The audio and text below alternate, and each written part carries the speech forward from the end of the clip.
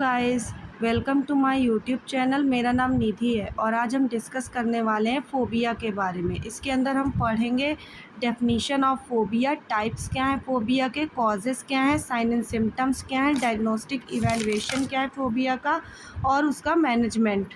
तो आइए वीडियो को शुरू करते हैं। सबसे पहले हम पढ़ेंगे डेफिनीशन ऑफ फ़ोबिया। तो फोबिया की क्या डेफिनेशन होती है? A phobia is an anxiety disorder defined by persistent and excessive fear of an object और situation. Phobia typically result in a rapid onset of fear. यानी कि फोबिया एक तरीके की एंजाइटी डिसऑर्डर है या फिर एक तरीके की ऐसी मेंटल हेल्थ कंडीशन है जिसमें इंसान को किसी स्पेसिफिक चीज़ या सिचुएशन या एक्टिविटी का डर होता है। ये डर इतना ज़्यादा होता है कि इंसान उस चीज़ से बचने के लिए पूरी कोशिश करता है, चाहे वो चीज़ एक्चुअली हार्मफुल ना हो। जैसे कि फ़ोबिया के कुछ की पॉइंट्स होते हैं, जैसे कि इरेशनल फ़ियर, या फिर इरेशनल फ़ियर का मतलब होता है डर का रीज़न लॉजिकल नहीं होता है। दूसरा जैसे की पॉइंट है इसका एवॉइडेंस बिहेवियर, यानी पर्सन हमेशा उस चीज़ या सिचुएशन से दूर भागना चाहता है। जैसे कि एंजाइटी सिम्टम्स कुछ होते हैं, जब इंसान उस फोबिक चीज़ के कांटेक्ट में आता है तो उसको एंजाइटी के सिम्टम होते हैं, जैसे हार्ट बीट तेज होना, स्वेटिंग होना, थ्रम्बलिंग होना, या फिर शॉर्टनेस ऑफ ब्रीथ, या फिर घबराहट होना। ये कुछ सिम्टम्स शो होते हैं फोबिया के पेशेंट में। नेक्स्ट हम पढ़ेंगे some specific type of phobia. जैसे कि हमारा पहला टाइप है agoraphobia, fear of public spaces. यानी एगोराफोबिया एक टाइप का एंजाइटी डिसऑर्डर होता है जिसमें इंसान को किसी जगह या सिचुएशन का इंटेंस डर होता है जहाँ से मतलब उसको मतलब एस्केप करने में मुश्किल हो, या जहाँ हेल्प इजीली अवेलेबल ना हो। इस वजह से इंसान क्राउडेड एरिया या फिर पब्लिक प्लेसेस या घर से बाहर निकलना अवॉइड करता है। जैसे कि इसके कॉमन फियर्स होते हैं एगोराफोबिया के, जैसा क्राउडेड प्लेसेस, या फिर ओपन सरफेसेस, या फिर ओपन स्पेसेस, या फिर क्लोज्ड स्पेसेस, या फिर पब्लिक ट्रांसपोर्ट, या फिर एलोन रहना घर के बाहर। ठीक है। नेक्स्ट हमारा है claustrophobia, fear of enclosed spaces. यानी कि क्लस्ट्रोफोबिया एक टाइप का स्पेसिफिक फोबिया है जिसमें इंसान को छोटी या फिर बंद या कन्फाइंड जगह में रहने का इंटेंस डर होता है। इस कंडीशन में इंसान को लगता है कि वो ट्रैप हो गया है और एस्केप करना मुश्किल है। जैसे कि इसके कॉमन ट्रिगर्स क्या होते हैं क्लस्ट्रोफोबिया के, जैसे लिफ्ट में जाना, या फिर छोटी या बंद रूम में रहना, या फिर एयरप्लेन कैबिन, या फिर टनल या अंडरग्राउंड मेट्रो में, या फिर एमआरआई मशीन में टेस्ट कराना, या फिर क्राउडेड जगह जहां स्पेस कम हो, ऐसी जगह। और दूसरा है आर्चेनोफोबिया या फिर फियर ऑफ। एक्टिनोफोबिया का मतलब होता है एक तरीके का ऐसा स्पेसिफिक फोबिया है जिसमें इंसान को मकड़ी या फिर स्पाइडर या उनके जाले से एक्सट्रीम और इरेशनल डर होता है। ये फियर इतना स्ट्रांग होता है कि छोटी सी स्पाइडर देखकर भी इंसान पैनिक या एंजाइटी फील करता है। नेक्स्ट है हमारा ओफिडियोफोबिया, फियर ऑफ स्नेक्स। ये एक तरीके का ऐसा स्पेसिफिक फोबिया होता है जिसमें इंसान को सांपों से इंटेंस डर होता है। ठीक है। नेक्स्ट है हमारा glossophobia, fear of public speaking.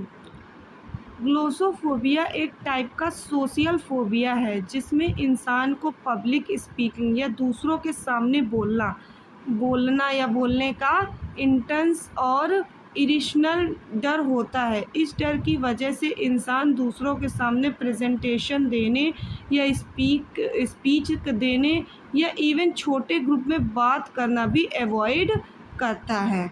Next है हमारा एरोफोबिया या फिर फियर ऑफ फ्लाइंग। एरोफोबिया एक स्पेसिफिक फोबिया है जिसमें इंसान को हवा में उड़ने का डर होता है, यानी एरोप्लेन में ट्रेवल करने का इंटेंस और इरिशनल फियर होता है। ये डर इतना स्ट्रॉन्ग होता है कि हो सकता है कि लोग फ़्लाइट अवॉइड करते हैं, चाहे उनको ट्रैवल ज़रूरी ही क्यों ना हो। नेक्स्ट है हमारा एक्रोफोबिया, फ़ियर ऑफ हाइट। इसमें पेशेंट को ऊंचाई से इंटेंस फियर होता है, तो ऐसी कंडीशन में पेशेंट ऊंची जगहों पर जाना अवॉइड करता है। नेक्स्ट है हमारा ट्राइपैनोफोबिया। इसमें हमारा fear of medical procedure that involves needle. इसमें पेशेंट को मेडिकल से रिलेटेड प्रोसीजर्स से इंटेंस फियर होता है। इसमें मोस्टली कॉमन है आपका निडल, यानी लोगों को इंजेक्शन लगवाने से डर लगता है। नेक्स्ट है हमारा माइसोफोबिया, फियर ऑफ जर्न ऑफ कंटामिनेशन। यानी इसमें पेशेंट को हमेशा अपने हाथों को गंदा होने से डर लगता है, या फिर उसको जम से डर लगता है। ये थे हमारे कुछ कॉमन फोबियाज़। नेक्स्ट हम पढ़ेंगे कॉजेज़ क्या क्या हैं फोबिया के। तो आइए शुरू करते हैं। सबसे पहला है हमारा बायोलॉजिकल कॉजेज़ या फिर बायोलॉजिकल फैक्टर्स कॉजेज़ में। इसमें हमारा जेनेटिक प्रीडिपोजिशन, इम्बैलेंस ऑफ न्यूरोट्रांसमीटर जैसे कि सेरोटोनिन, डोपामीन या फिर गाबा। बायोलॉजिकल फैक्टर्स में जैसे कि हमारा pre deposition, genetic pre deposition, यानी अगर फैमिली में किसी को फोबिया या एंजाइटी डिसऑर्डर या डिप्रेशन है तो नेक्स्ट जनरेशन में भी रिस्क ज़्यादा होता है। मतलब हेरिडिटी फैक्टर फोबिया के डेवलपमेंट में रोल प्ले करते हैं। और दूसरा जैसे इम्बैलेंस ऑफ न्यूरोट्रांसमीटर, तो जैसे कि ब्रेन के केमिकल होते हैं ना कुछ, जैसे सेरोटोनिन, डोपामीन या फिर गामा एम्यूनोब्यूटेरिक एसिड जिसे आप गाबा बोलते हैं, इनका इम्बैलेंस एंजाइटी और फोबिया को ट्रिगर करता है। जैसे एग्जांपल में गाबा नॉर्मली रिलैक्सेशन देता है, अगर कम हो तो इंसान ज़्यादा एंशियस हो जाता है। समझ आया।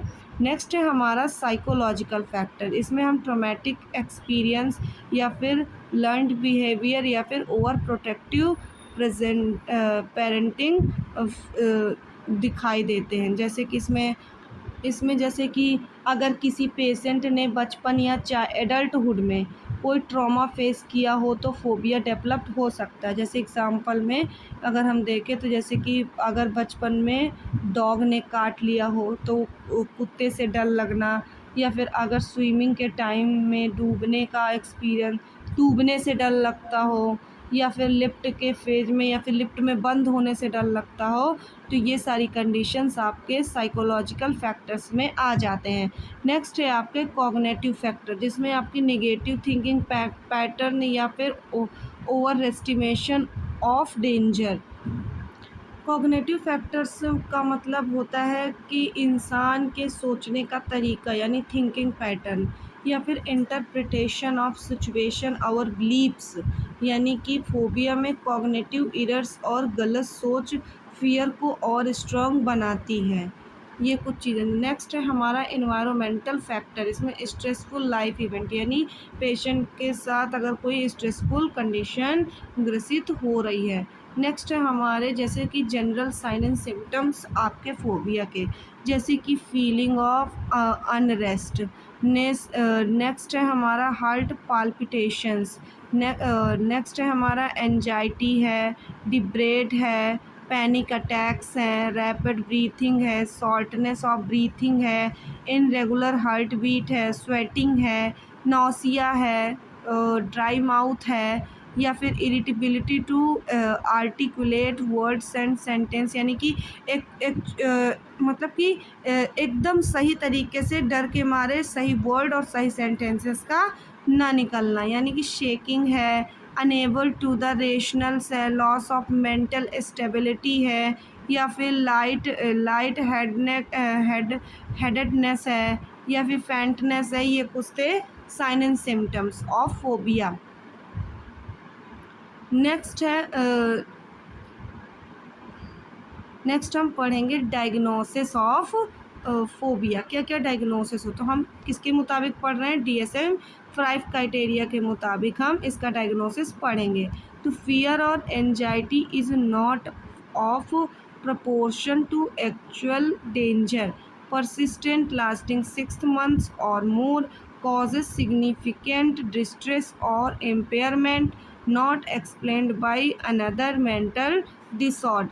जैसे कि हम सबसे पहले अपने पेशेंट का क्लिनिकल इंटरव्यू लेंगे, जिसके अंदर हम डॉक्टर पेशेंट से उनके सिम्टम्स, हिस्ट्री और बिहेवियर के बारे में डिटेल से पूछता है। जैसे कि आपको किस चीज़ से डर लगता है, ये डर कब से है, जब आप उस सिचुएशन या चीज़ का सामना करते हैं तो क्या होता है।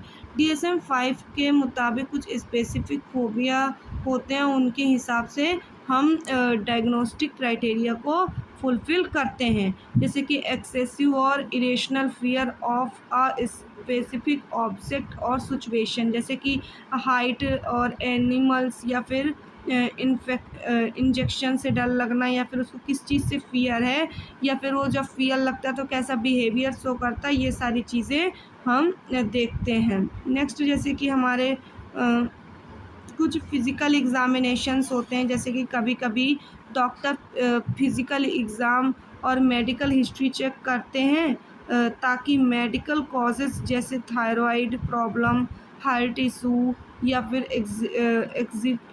एक्सक्लूड किया जा सके जो एंजाइटी जैसी सिम्टम देते हैं। ये थे हमारे कुछ डायग्नोस्टिक इवैल्यूएशन। नेक्स्ट हम पढ़ेंगे मैनेजमेंट क्या है।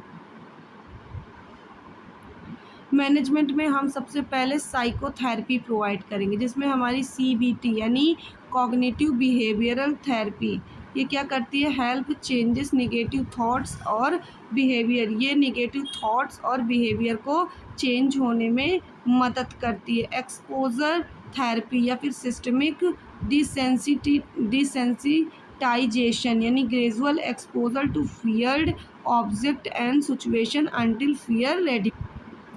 जैसे कि एक्सपोजर थेरेपी एक ऐसी साइकोलॉजिकल ट्रीटमेंट थेरेपी है जिसमें इंसान को धीरे धीरे और सिस्टमैटिक तरीके से उस चीज़ या सिचुएशन का सामना करवाया जाता है जिससे वो डरता है, ताकि एंजाइटी कम हो और दिमाग को यह नए सबक मिले कि यह चीज़ उतनी भी डेंजर नहीं है। ये फोबिया सोशल एंजाइटी या पैनिक डिसऑर्डर जैसे कि OCD या PTSD जैसी डिसऑर्डर्स के लिए काफ़ी इफ़ेक्टिव होती है। नेक्स्ट हम पढ़ेंगे virtual reality therapy used for phobia like flying, height और पब्लिक स्पीकिंग। इस थेरेपी का मेन मकसद यह है कि पेशेंट अपने फियर, एंजाइटी या ट्रॉमा रिलेटेड सिचुएशन का सेफ और कंट्रोल्ड इन्वायरमेंट में एक्सपोजर ले सके। नेक्स्ट हम पढ़ेंगे उसके क्या क्या हम मेडिकेशंस प्रोवाइड करा सकते हैं। तो हम सबसे पहले SSRI यानी selective serotonin reuptake inhibitor provide करते हैं। नेक्स्ट हम बेंजाडाइज़ेपिन्स प्रोवाइड करते हैं। नेक्स्ट हम बीटा ब्लॉकर्स, ये हमारे मतलब कि reduce physical symptoms like palpitations और ट्रीमर्स को कंट्रोल करते हैं। हमारा बेंजोडाइज़ेपिन्स हमारे क्या होता है, शॉर्ट टर्म यूज़ करते हैं, ये हमारी सीवियर एंजाइटी को कम करते हैं यानी रिड्यूस करते हैं। नेक्स्ट हम सेल्फ हेल्प या लाइफस्टाइल प्रोवाइड करते हैं, जिसमें हम रिलैक्सेशन टेक्निक्स प्रोवाइड करते हैं, गहरी सांस लेने के लिए। जब हमें डर लगे तो हम गहरी सांस कर लेने के लिए उसको रेगुलर मेडिकेशन प्रोवाइड कराते हैं या फिर उसको योगा करने की सलाह देते हैं। हम उसको रेगुलर एक्सरसाइज और गुड स्लीप प्रोवाइड करवाते हैं। उसको हम ग्रुप सपोर्ट प्रोवाइड कराते हैं या फिर ग्रेजुअल सेल्फ एक्सपोजर यानी उसे जिस चीज़ से डर लगता है उसको हम धीरे धीरे उस चीज़ से सामना करना सिखाते हैं, ताकि उसके अंदर का एंजाइटी या फिर उसके अंदर की घबराहट या फिर डर ख़त्म हो सके। Thank you. आज की वीडियो में बस इतना ही। अगर आपको ये वीडियो पसंद आई हो तो चैनल को लाइक करें, सब्सक्राइब करें और बेल आइकन को प्रेस करें। Thank you.